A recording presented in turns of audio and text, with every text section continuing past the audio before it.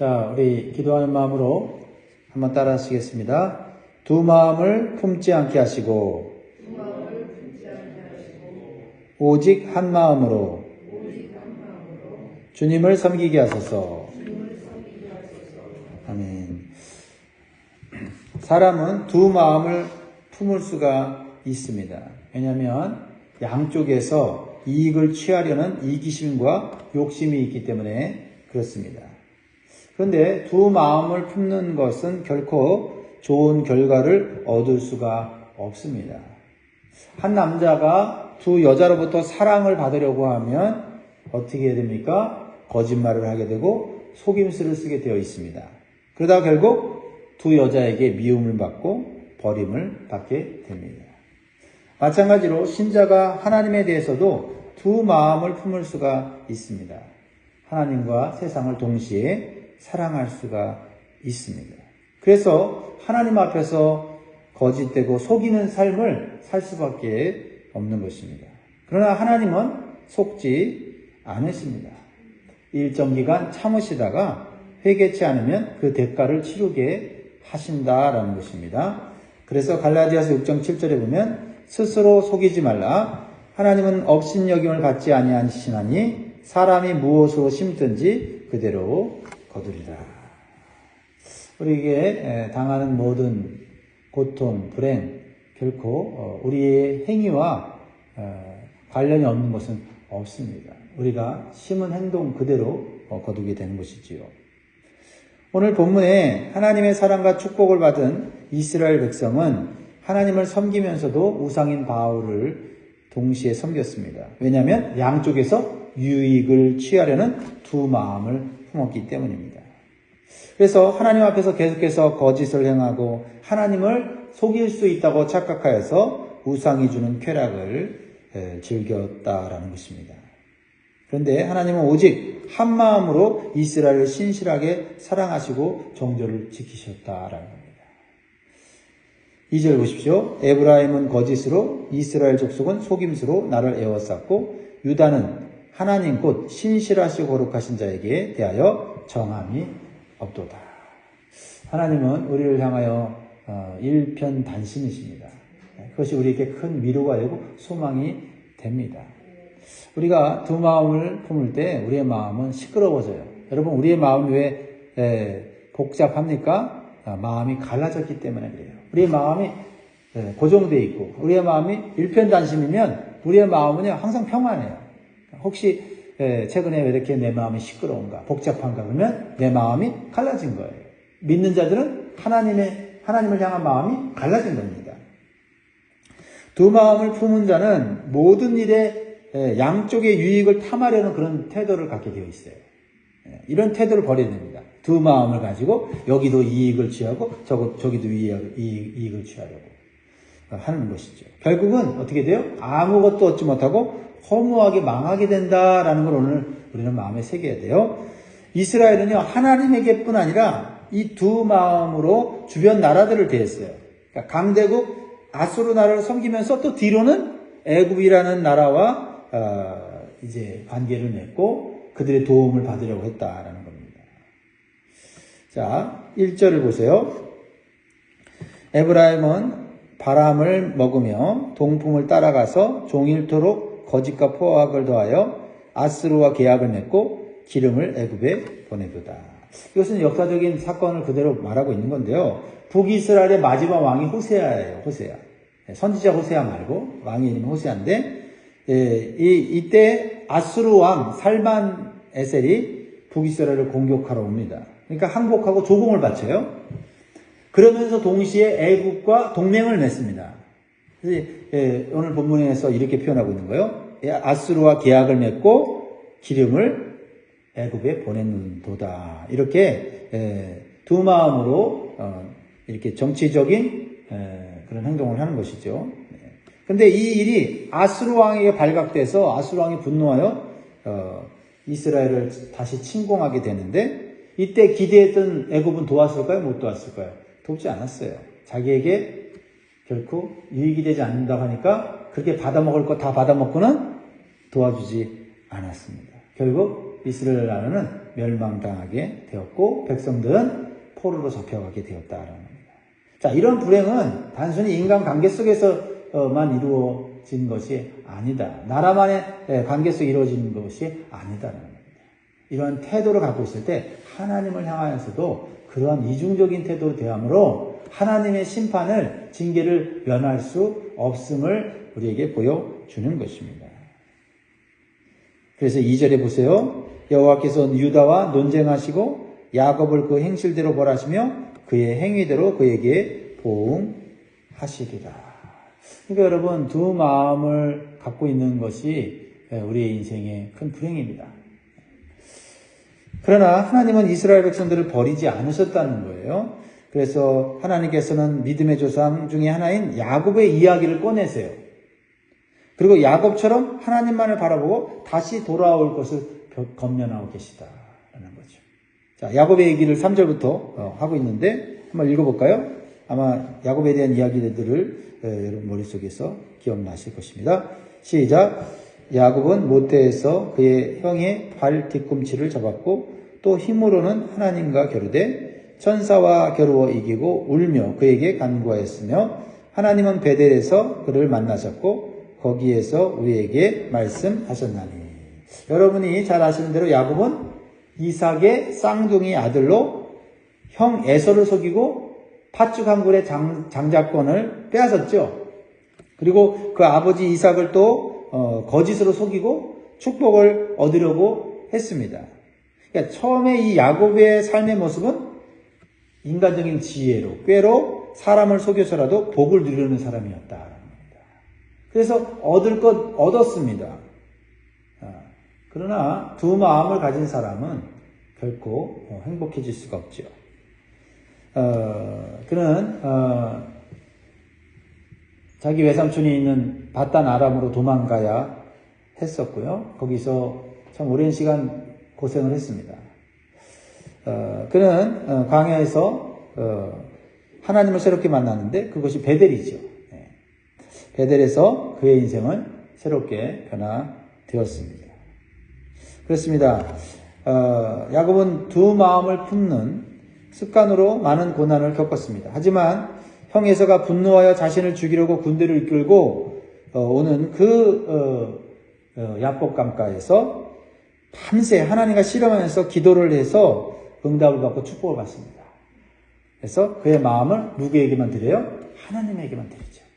두 마음이 한 마음이 된 겁니다. 그래서 야곱은 이스라엘의 대표이고 두 마음을 품는 연약한 인간의 대표입니다. 그래서 야곱에게 주신 말씀, 야곱에게 주신 축복의 기회는 바로 또 우리에게 주시는 것입니다. 사랑하는 성도 여러분, 오늘 우리는 내 마음속에 두 마음이 있는지 다시 한번 살펴보시기 바라요. 하나님에게 축복도 받고 세상의 즐거움도 취하려고 하는 이 두 마음이 있다면 한 마음으로 정해야 될 줄 믿습니다. 역사적인 교훈을 통해서 결코 두 마음은 우리를 행복하게 할 수 없음을 다시 한번 기억해야 할 것입니다. 오직 하나님만을 사랑하고 하나님만을 바라보아야 합니다. 왜냐하면 하나님은 한번 언약하시면 끝까지 지키는 신실하신 하나님이기 때문이에요. 그래서 5절에 여호와는 만군의 하나님이시라 여호와는 그를 기억하게 하는 이름이니라. 하나님을, 여호와를 기억하면서 다시 회복하라는 거죠. 그래서 6절 같이 있습니다. 시작. 그런즉 너의 하나님께로 돌아와서 인애와 정의를 지키며 항상 너의 하나님을 바랄지어다. 하나님께서는 언제나 돌아올 수 있는 기회를 주십니다. 그래서 우리는 한 마음으로 다시 하나님을 바라보면서 인애와 정의를 지키는 삶을 살아야 합니다. 인애는 헤세드라는 말인데 하나님의 언약적인 사랑, 변치 않는 사랑을 말합니다. 우리도 마음을 정하여 변치 않는 사랑으로 하나님께 충성해야 될 줄 믿습니다.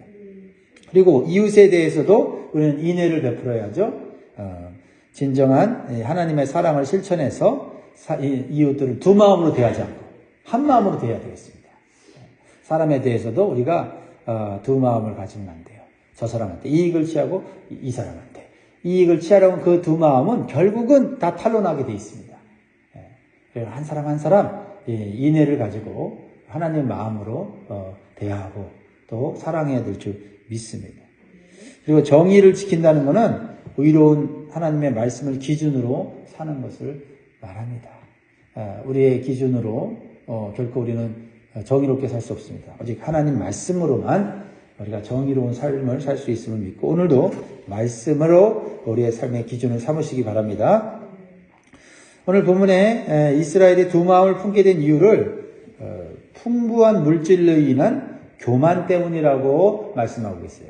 풍부한 물질로 인한 교만.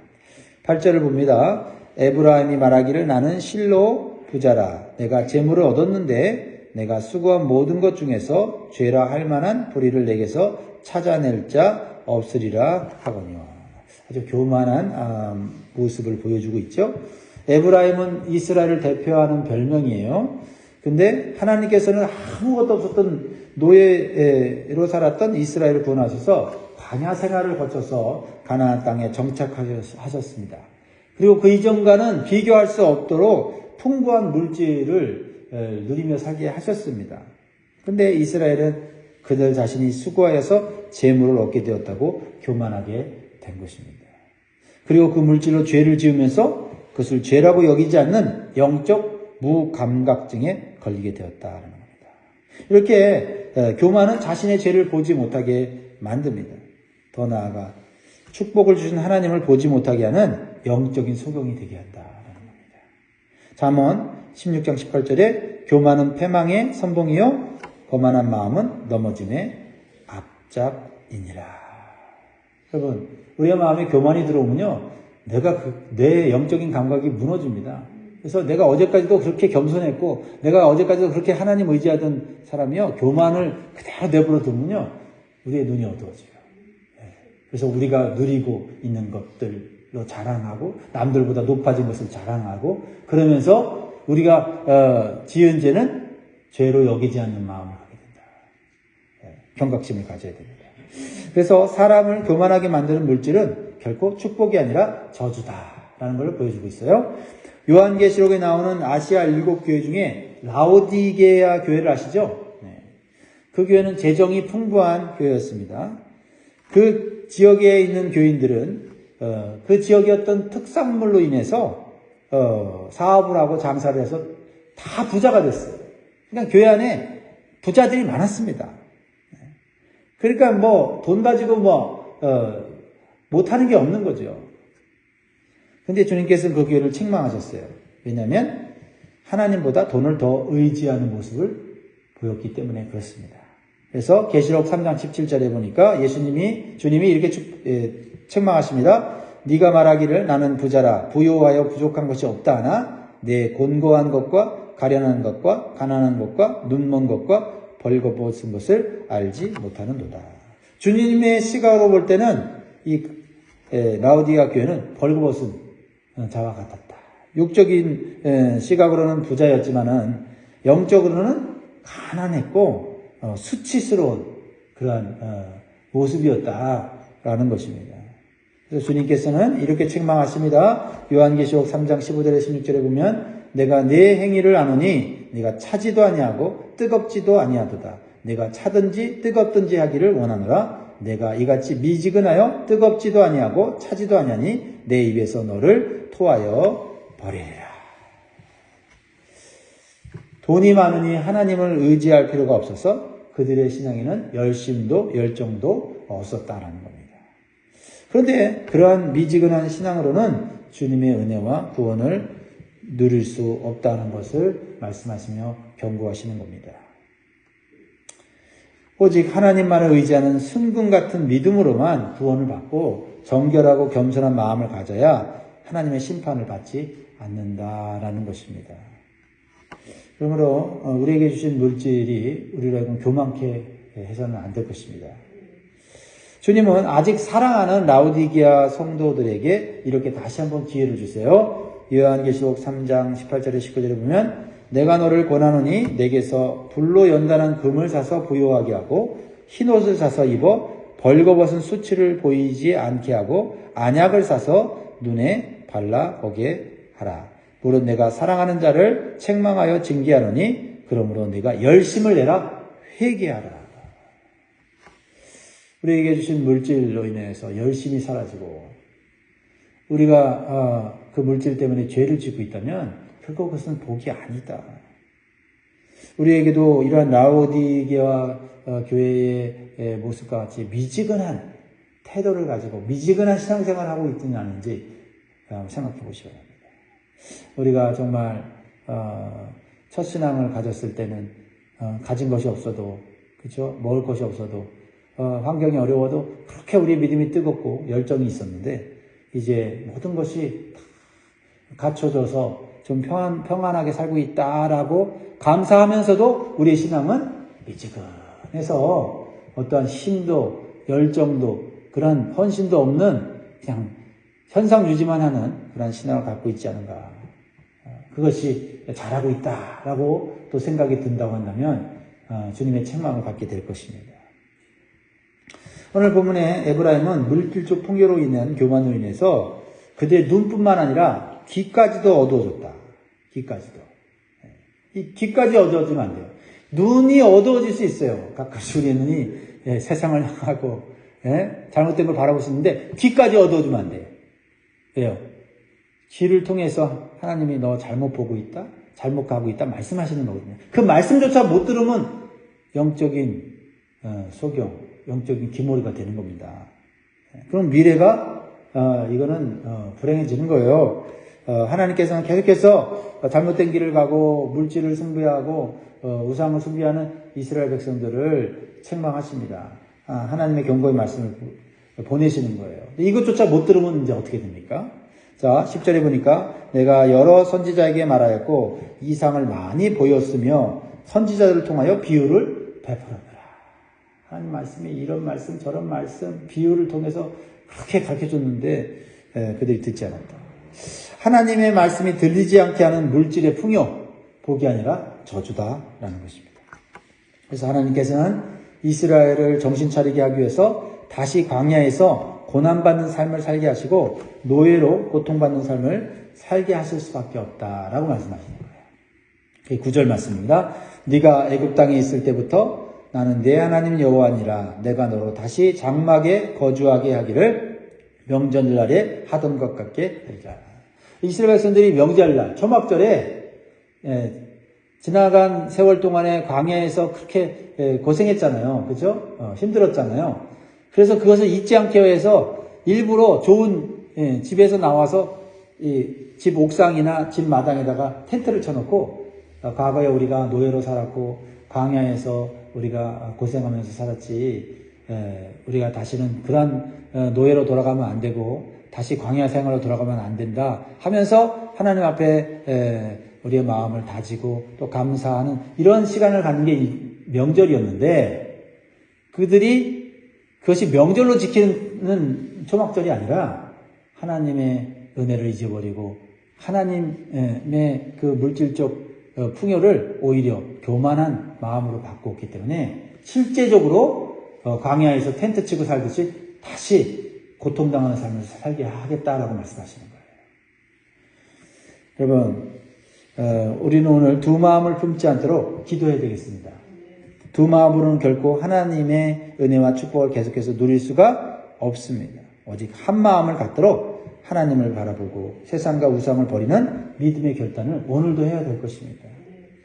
그리고 우리가 누리고 있는 물질로 인해서 교만하지 않도록 우리의 마음을 말씀 앞에서 날마다 점검하고 정결케 하는 회개의 기도가 오늘 있어야 되겠습니다. 그래서 하나님께 주시는 은혜와 축복을 영원토록 누릴 수 있기를 주님의 이름으로 축복합니다. 아멘. 다 같이 기도하겠습니다. 한 가지 광고를 드리면 이현숙 권사님께서 오늘 아침 식사를 대접하시겠다고 합니다. 8시에 골든코랄에서 제퍼슨에 있는 골든코랄에서 식사를 대접한다고 하니까 여러분들 다 오셔서 같이 교제 나누시면 좋겠습니다. 기도하겠습니다. 참 좋으신 아버지 하나님 감사합니다. 우리의 마음은 갈기갈기 나누어질 수가 있습니다. 하나님, 우리의 마음이 하나님으로부터 멀어지지 않게 하시고 우리의 마음이 하나님과 세상과 우상을 동시에 섬기는 그래서 양쪽에 유익을 얻고 쾌락을 즐기려는 그러한 마음 버리게 도와 주옵소서. 하나님 주신 물질의 풍요를 내가 수고해 얻은 것처럼 생각하고 그래서 우리가 지은 죄를 망각하고 물질적 풍요만을 추구하는 어리석은 삶을 살지 않게 도와 주시옵소서. 항상 우리의 과거를 생각하여 구원받지 못했던 그 어두웠던 그 노예의 삶, 죄의 종으로서 마귀의 종으로서 비참하게 살았던 삶을 기억하면서 하나님의 구원과 하나님의 은총을 날마다 감사하며 사는 우리가 되게 도와 주옵소서. 하나님 우리의 귀가 항상 열려 있어서 하나님 말씀을 들을 때 내가 잘못 가는 길을 아버지 깨닫고 다시 돌아올 수 있는 그러한 영적인 감각을 항상 유지할 수 있도록 도와주옵소서. 그래서 오늘도 회개하게 하시고 오늘도 우리의 마음을 점검하는 귀한 기도의 시간 되게 하여 주옵소서. 질병 가운데 있는 성도들 위로하시며 치료하시고 또 하나님 앞에 나아올 수 있는 믿음을 허락하여 주옵소서. 감사드리며 예수님의 이름으로 기도드립니다. 아멘. 하늘에 계신 우리의 아버지여, 이름이 거룩히 여김을 받으시오며 나라에 임하옵시며 뜻이 하늘에서 이룬 것 같이 땅에서도 이루어지이다. 오늘날 우리에게 일용할 양식을 주옵시고 우리가 우리에게 죄 지은 자를 사하여 준 것 같이 우리의 죄를 사하여 주옵시고 우리를 시험에 들게 하지 마옵시고 다만 악에서 구하옵소서. 대개 나라와 권세와 영광이 아버지께 영원히 있사옵나이다. 아멘. 아멘. 여러분 기도하시고요. 오늘도 행복한 하루 되시기 바랍니다.